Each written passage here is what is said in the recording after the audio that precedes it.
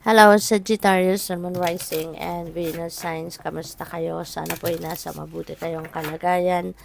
Welcome back po sa Star Tarot. At kung bago kayo rito, welcome din po kayo. Please subscribe, like, share my videos, and leave me a comment kung naka-resonate kayo. Thank you. Tignan natin ang mga messages ni Sag. We have the Emperor energy.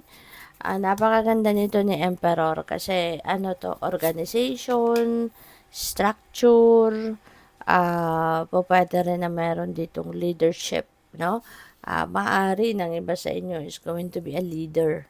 Maaaring kayo ay mapopromote into a leadership role. Baka kayo maging supervisor na, manager, ganon, leader ng isang institusyon, isang department sa trabaho, mga ganon, no?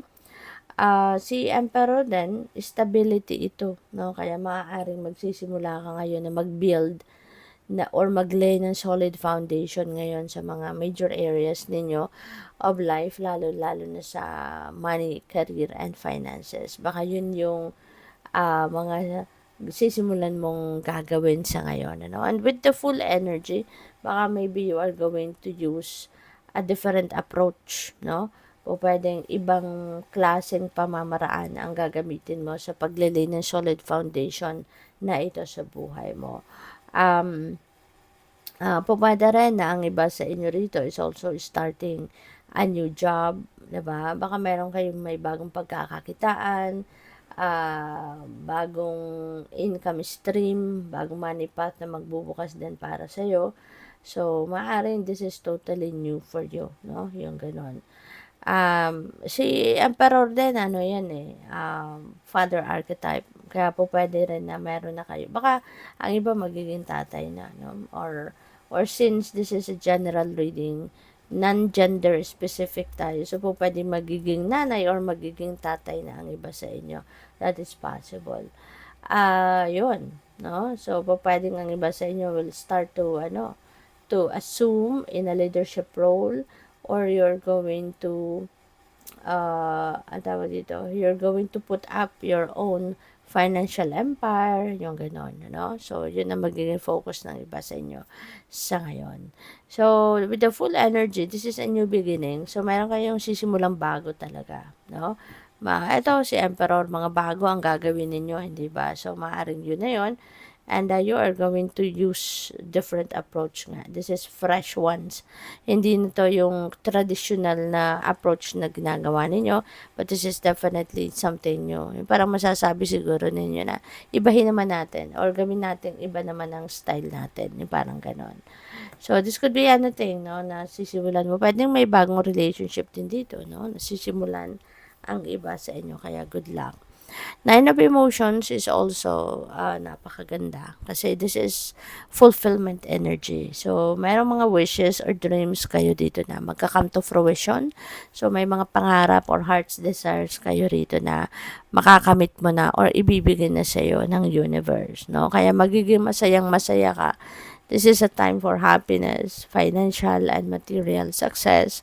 Pwede rin dito na may bagong magpapag-ibig, no? Baka ang iba sa inyo single pa. At baka ngayon, you are going to fall in love, no? Sa ngayon. Kaya good luck. So, tignan natin kung ano pa ang mga messages para sa'yo.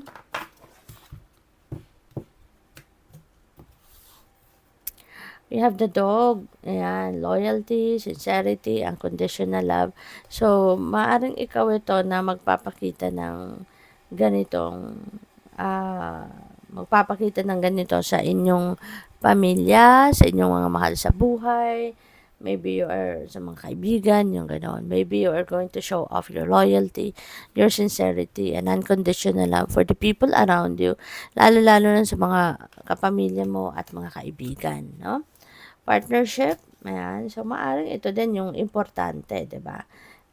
Na magkakaroon kayo ng loyalty and sincerity sa kunyari sa mga magkaka-partner ninyo, pwedeng mga bagong kasosyo yun sa negosyo or sa makaka-partner mo sa trabaho, makaka-collab mo sa trabaho, o pwedeng may mga ganon, no? At saka loyalty, no? Loyalty and sincerity and unconditional love, maaaring ito din yung kakailanganin mong ipakita, lalo-lalo na sa mga loved ones mo or mga friends mo. So, pwedeng yan ay ilalabas mo sa ngayon, no? Yan talaga ay ipapakita mo sa kanila, sa mga mahal mo sa buhay. We have dear, gentleness and diplomacy. Ayan. So, importante din ito. Maaaring ito din yung ilan sa mga katangian din na ninyo na i-apply din ninyo sa mga partnership ninyo sa ngayon, no, na hindi dito pwede yung puwersahan, hindi pwede yung madalian, hindi pwede yung hindi pwede dito yung magpaka-rude ka, no, idaan mo sa diplomasya, no, kung merong issues na kailangang ayusin, kailangang i-address, 'di ba, use a gentle touch to it, no, hindi po pwedeng mainitin ang ulo, no? Mas maganda yung kalmado lang kasi lahat naman ng solusyon, lahat naman ng problema may solusyon. Lahat naman ng pag-aaway nadadala naman yan, naaayos naman yan sa malumanay na pag-uusap. Yung mga ganun ba, no? Hindi natin kailangan na maging rude tayo sa iba. We have love. Ayan. So, use the love in your heart, no? Mas magandang pairalin natin ang pagmamahal. Kasi when there is love, no, all good things, no, will follow. Kasi, 'di ba, kapag meron tayong pagmamahal, yun na ang papairalin natin. Mabilis tayong magpatawad, mabilis nating maayos, no, ang mga problema. Kasi love is, 'di ba, punong-puno yan ng kasama na diyan yung respeto, paggalang, 'di ba? Yung understanding, 'di ba?